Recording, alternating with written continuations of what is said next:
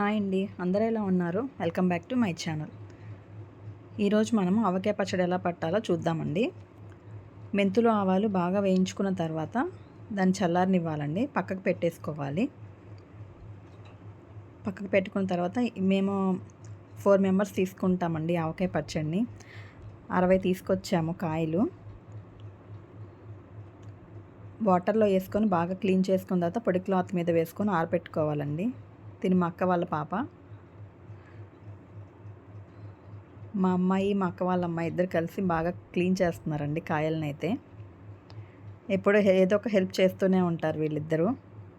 60 కాయలు తీసుకొచ్చామండి. బాగా నీట్గా క్లీన్ చేసిన తర్వాత సంచిలో వేసుకొని మాత్రం అవి అయితే బయటికి తీసుకొని వెళ్ళామండి ముక్కలు కొట్టించడానికి.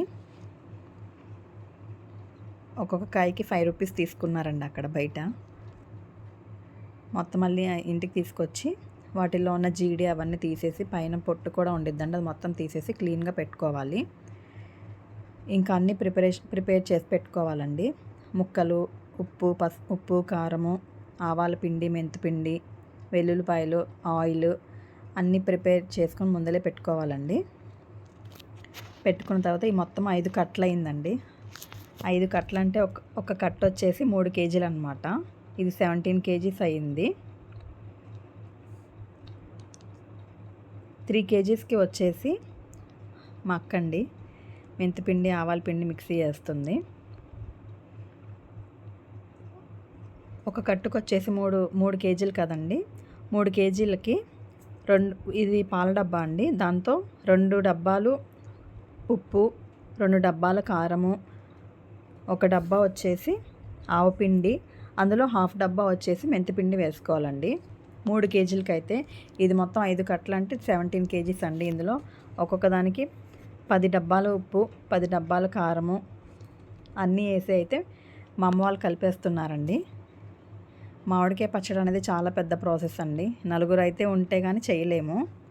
ఎప్పుడు మేము ఆవకాయ పచ్చడి పట్టాలన్నా కూడా అందరం అమ్మ వాళ్ళ ఇంటికి వెళ్ళిపోయి అక్కడే ప్రిపేర్ చేస్తాము. నేను, అక్క, చెల్లి, అమ్మ వాళ్ళు అందరం కలిసి పడతామండి పచ్చడి. అలా అందరు కలిసి పడుతూ ఉంటే హ్యాపీగా అనిపించిద్ది.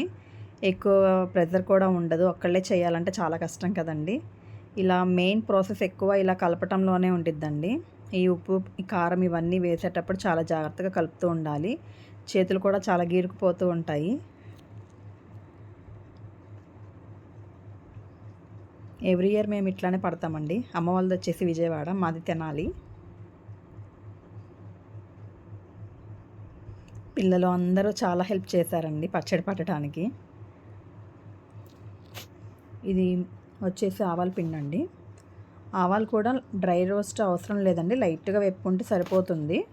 కొద్దిగా పచ్చివాసన పోయే వరకు వేపుకొని మిక్సీ పట్టేసుకుంటే సరిపోతుంది. సేమ్ అలాగే మెంతులు కొద్దిగా కలర్ చేంజ్ అయ్యే వరకు వేపుకుంటే సరిపోతుందండి. అందులో ఇది వచ్చేసి మెంతిపిండి.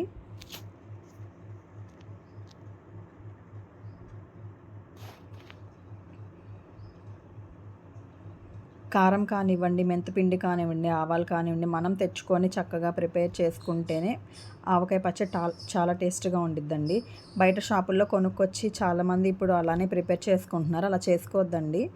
ఓన్గా ప్రిపేర్ చేసుకుంటేనే చాలా బాగుండిద్ది. ఆవకాయ పచ్చడిలో పప్పు నూనె అయితేనే చాలా బాగుండిద్దండి టేస్ట్. శనగ నూనె ఎక్కువ మంది యూస్ చేస్తారు. మేము ఫస్ట్ నుంచి ఇదే ఆయిల్ వాడతామండి. ఈ మొత్తం పచ్చడికి మాకైతే 6 కేజీల నూనె పట్టిందండి. అంతేనండి. 3 డేస్ ఇందులోనే ఉంచి రోజు కలుపుతూ ఉండాలండి. 3వ రోజు తర్వాత ఇంకా అమ్మ పచ్చళ్ళు ఎవరి వాళ్ళకి సర్దేస్తుందండి. నేను ఆ వీడియో తీయడం మర్చిపోయాను, సారీ అండి. ఇంకా మా సిస్టర్ రైస్ పెట్టేసిందండి రైస్ కుక్కర్లో. ఇంకా అందరికీ కలిపేసి తలా ఒక్క ముద్ద పెట్టిందండి అమ్మ. పిల్లలు కూడా చాలా బాగా ఎంజాయ్ చేశారు. వీడియో చూసి లైక్ చేసి షేర్ చేయండి. ప్లీజ్ సబ్స్క్రైబ్ చేసుకోండి. Thank you for watching.